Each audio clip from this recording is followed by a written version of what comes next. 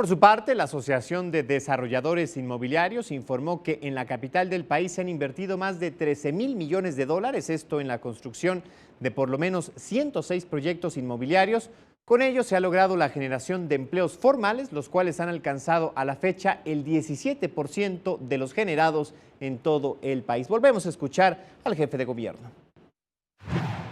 Ayer estuvimos con la ADI, que tiene otro tipo de inversión y otro tipo de desarrollo inmobiliario en la Ciudad de México, y estábamos haciendo un anuncio, escuchando al presidente de ADI en la Ciudad de México, de 13.500 millones de dólares de inversión en construcción.